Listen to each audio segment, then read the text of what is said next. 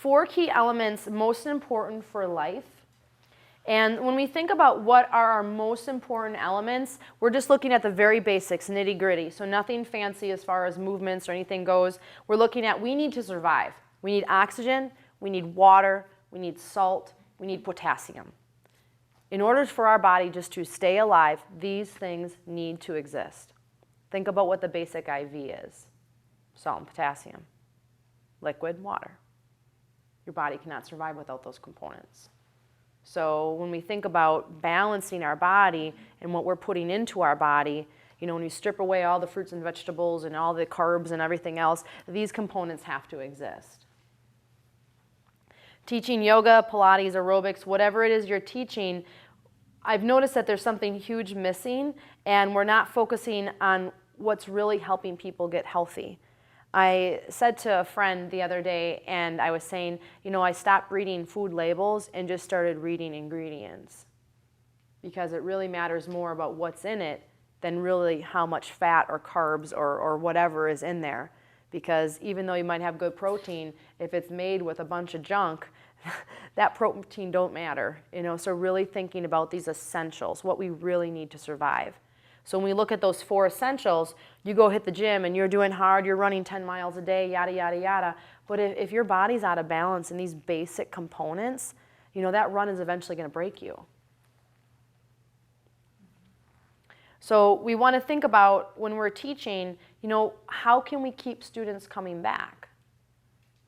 You know, at the end of the day, the feedback I hear from my own students is that they find that the reason why they came to class is not the reason why they keep coming. They came to lose weight or get healthier, flexible hamstrings, but they keep coming because they mentally feel better, they feel that there's value brought to their life, and they functionally, and they don't use the word functionally, but they use it in a way that that would be the description of it, that they're moving better and they see that their body has more value. So that's really a component that we want to think about. They say that they're making choices and changes in their diet without anyone telling them to. They're just gravitating towards that naturally. It means you're doing something right. So exercises are merely labels. We need to get to the roots of what we are doing. Exercises are merely labels. That's kind of the idea of the pose.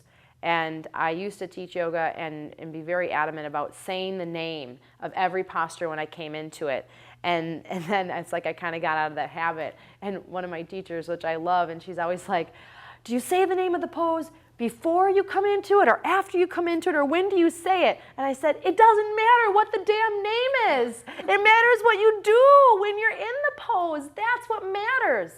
You know, I know Sanskrit and I can pronounce it all, but that doesn't mean anything. It doesn't mean that you're going to do a better pose because you say Paschimottanasana. It doesn't make the pose any better. Okay? So when we're looking at it, it's just floofy stuff.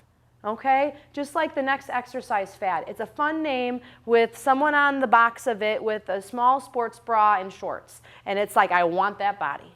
And it's just a label. It's just a label, people.